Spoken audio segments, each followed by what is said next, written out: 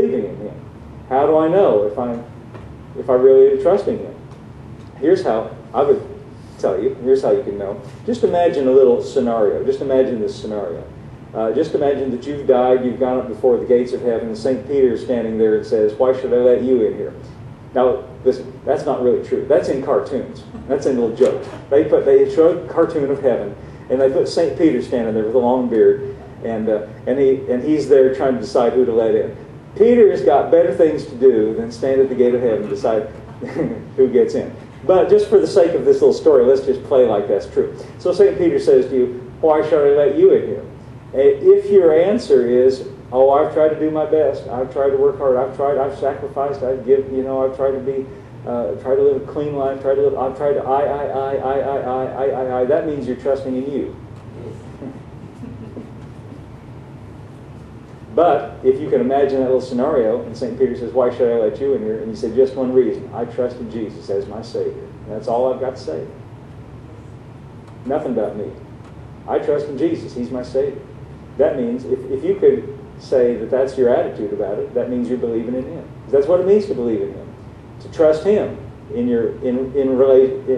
reference to your relationship with God. To trust Him, not yourself. To rely on Him, not yourself. To place all your confidence in Him and not yourself. And can I just be blunt with you?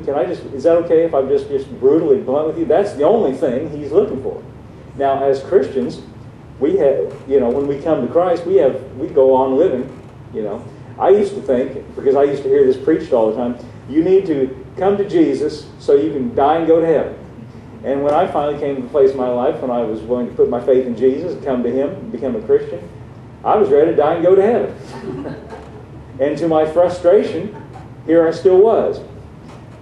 And I thought, listen to this, I thought the longer He left me here, I had more opportunity to mess this thing up. I thought I was pretty clean the first day I became a Christian, first day I ever prayed. I thought I felt pretty holy for about 10, 15 minutes. Till I had a chance to do some things wrong. But you know what? He already knew about the things I'd do wrong. That's why He gave Him on the cross. And listen to me carefully.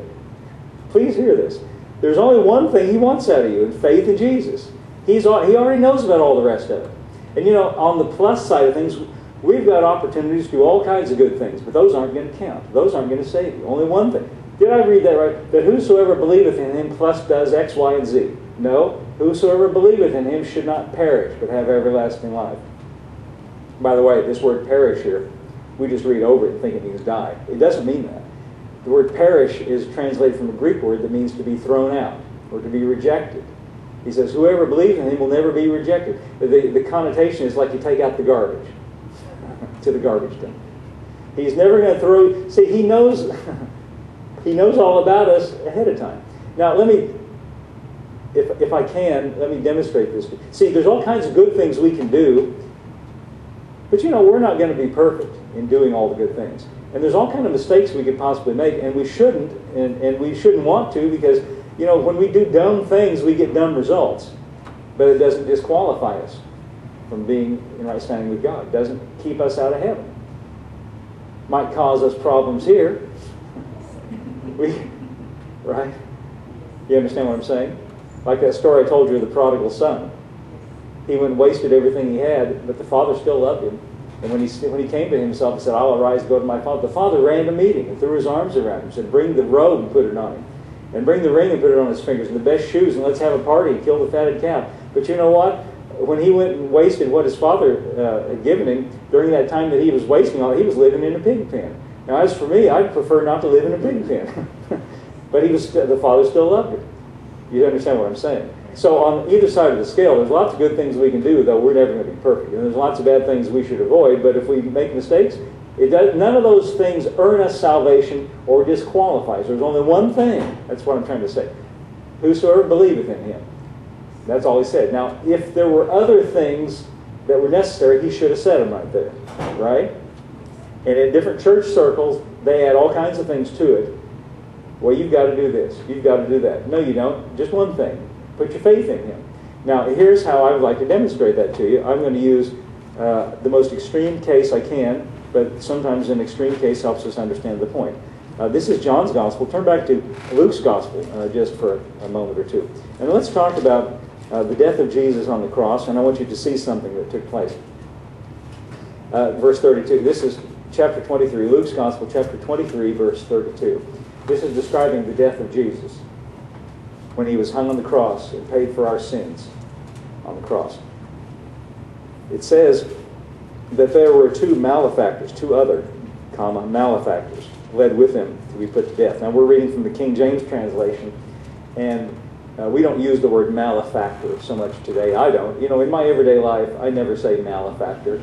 That's not part of my vocabulary. That's just a very fancy word for criminals, or people who are guilty, or some translations say thieves.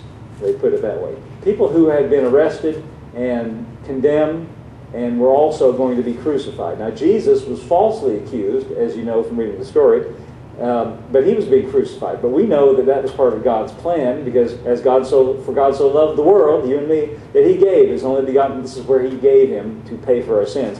But at the same time, there were these criminals, malefactors, led to be put to death.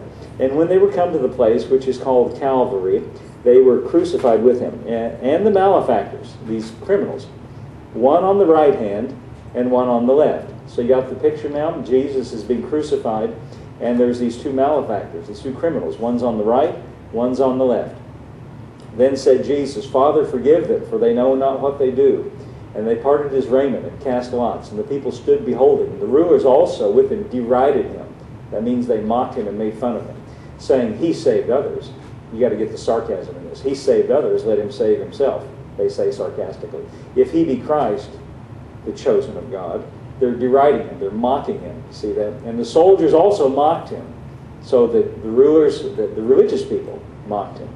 And the soldiers mocked him, coming near to him, offering him vinegar, and saying, If thou be the King of the Jews, save thyself. They're making fun of him and mocking him. And a superscription also was written over him in letters of Greek, Latin, and Hebrew. This is the King of the Jews. You know what? It was true, but they did it in a mocking way. Everything that's happening here, they were mocking him and deriding him. Then one of the malefactors, one of these criminals, hung on either side of him. One of the malefactors, which were hanged, railed on him. It means insulting him. In other words, he's getting in the act too. The rulers are mocking him. The soldiers are mocking him. So one of these guys is being crucified with him. Gets in the act too. Everybody's just piling on here.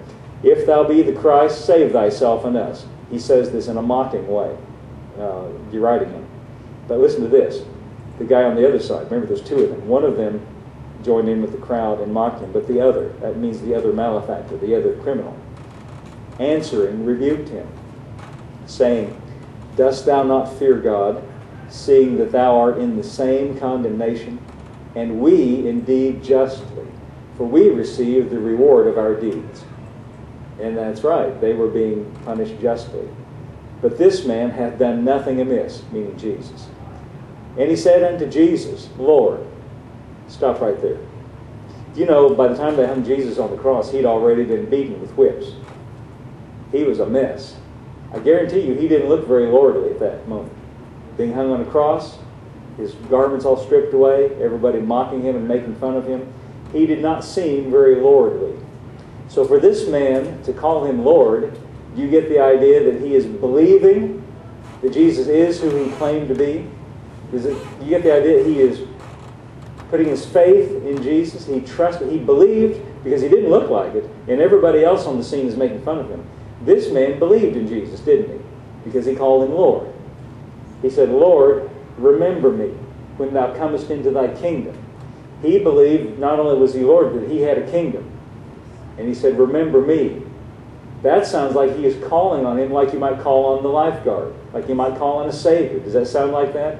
He believed in Jesus, didn't he? So you could say he did the one thing that mentioned in John 3:16, the one necessary thing. Remember I kept emphasizing that? There's only one thing you're supposed to do. Only one thing necessary. And this man did it, didn't he? He said, Lord, remember me when thou comest into thy kingdom. Now look at the next verse. Here's what Jesus answered. Jesus said to him, Verily I say unto thee today, thou shalt be with me in paradise. Wow, that's pretty good, isn't it? So what does it take to be qualified? What does it take to be able to be with Jesus in paradise? Well,